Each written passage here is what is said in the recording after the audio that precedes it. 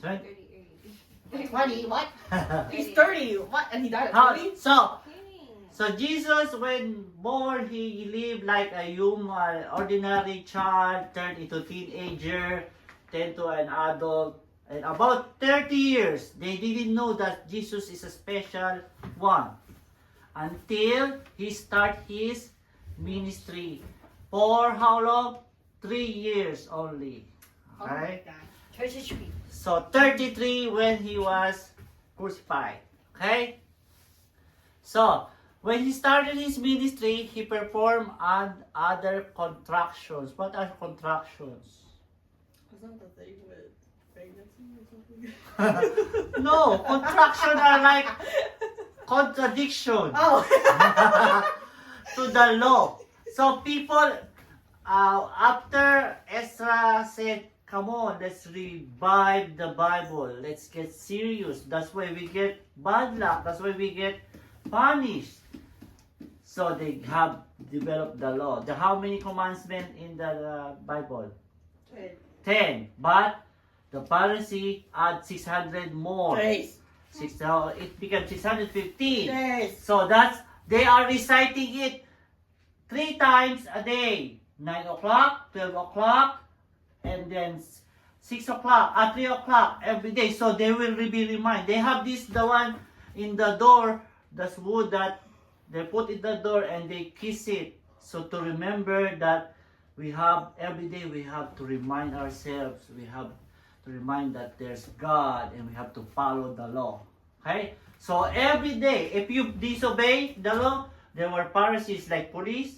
They can say, hey, that's wrong. That's wrong. And then if you make a grave mistake, like the one in the woman commit adultery, the Pharisee can stone you to death because you did is so serious. Okay, so that's how it goes. Then Jesus came and he is implementing everything against the law. So, like, what are those not afraid with? Eating with women. Really? Before, when guys are eating with women, is like a disrespectful. It's like flirting. So it's not holy. Okay? What? Yes. I don't. So if your wife talking to a man, they can ask that woman to be stoned to death because that is unholy. Next, eat with women and sinners like tax collector. If you eat with a tax collector, they're gonna despise you because they are sinners. They treat them as the lowest kind, the tax collector. Why? Because they're rich. Huh? Because they're rich. The rich? They Yeah. take the money. No, because what? So, they're a Jew and they work for a Roman, which is a betrayal, to Like collect money Like from money. their, Matthew. from their people. So it's like a betrayal, and then they charge extra because how much they can charge on the top will be kept. So that's why they become rich. Ow. Right? Sorcery. Magic. Accessing the power of the evil spirits. Remember Jesus Like have a miracle? Like rituals? Yeah. No, Jesus performed to remove the evil spirit. Miracles. And that is called blasphemy in the law. Oh. Because that's not holy. It means you're evil. So Jesus is doing that. That is like power from the underworld and you're not from God. So that's why they condemn Jesus. But Jesus is the Son of God. So He can do it. But why they're mad? Because they are not believing that Jesus is from God. Okay? What else? Let disciples eat the grain on the harvest on Sabbath. What is Sabbath?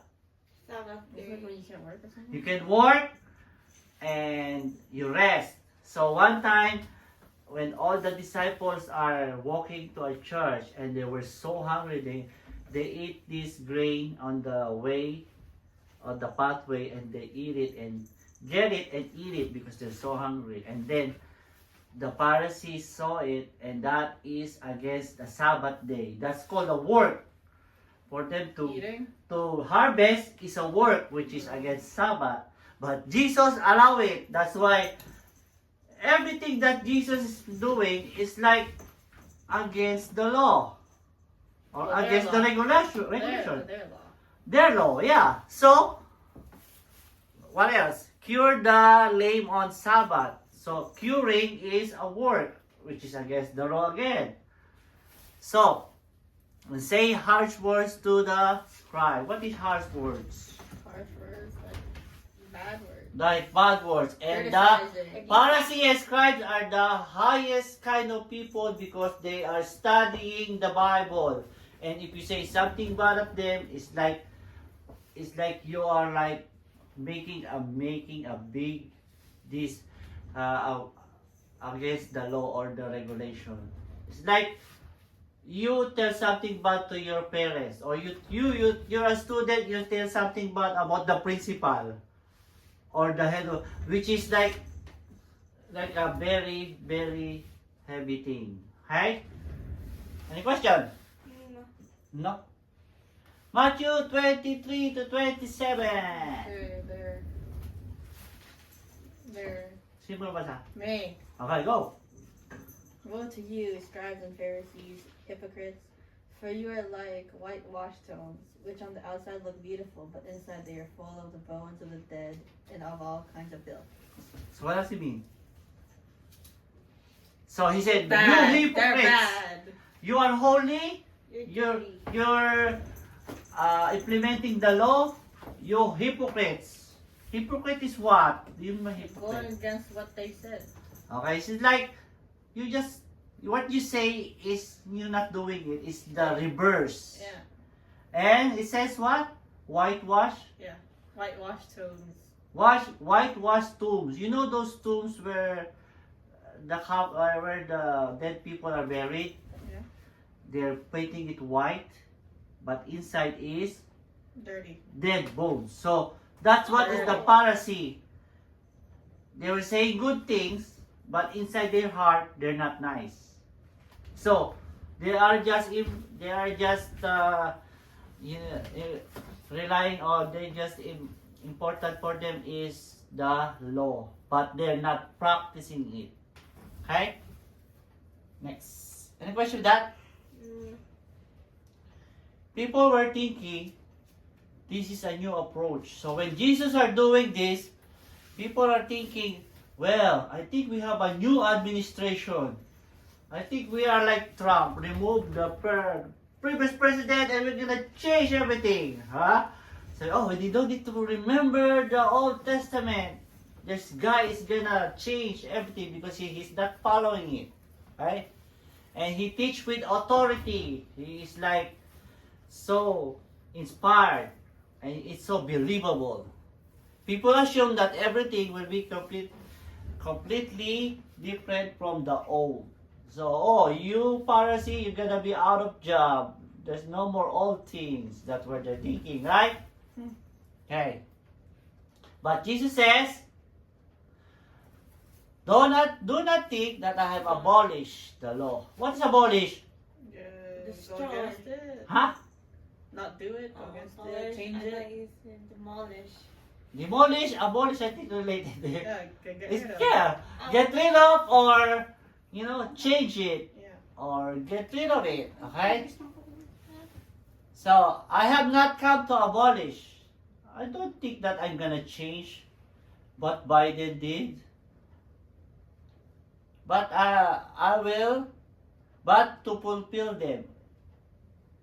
What is abolish? What is the law? Rules.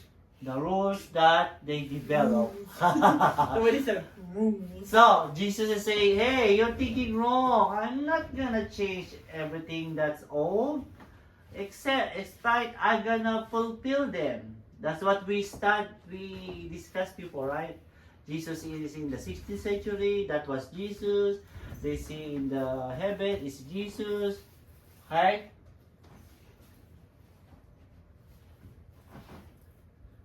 In the Old Testament, Please.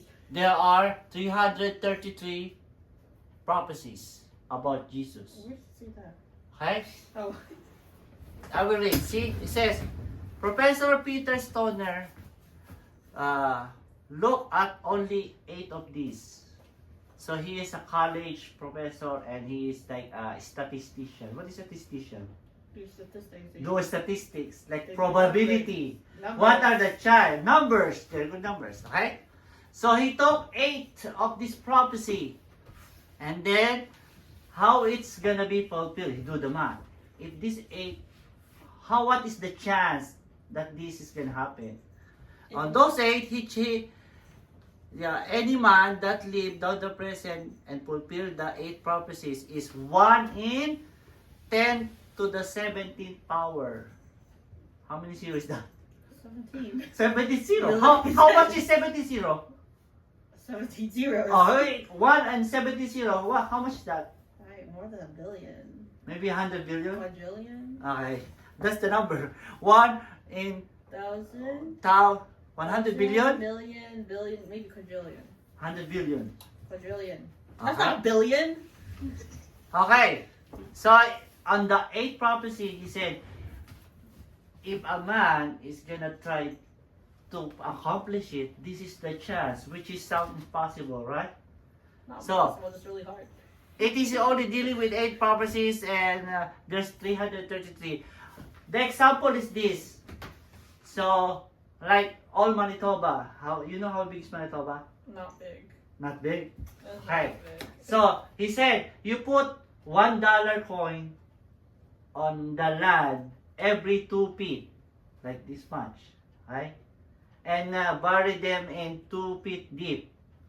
In all Manitoba, how many coins is that? Like here, the slot, right? And then, 1 coin, you mark it. Mark it. Gosh. And then, you get a man, and blindfolded it, ride in the helicopter, and drop it anywhere. If he finds that coin, that 1 coin, then he can fulfill those 8 prophecies. You get it? Crazy. So, what? My goodness. Okay. So, that is like, sounds impossible. So, Not impossible, it's really hard. it's really hard. So, it means it's impossible that Jesus is faking it because he is the original. So, people are not believing Jesus is the Messiah. Is like this. If he is not the Messiah, he is not gonna be fake. Because if anyone's gonna fake it, this is the chance. You put the man blindfolded and look for that, and he finds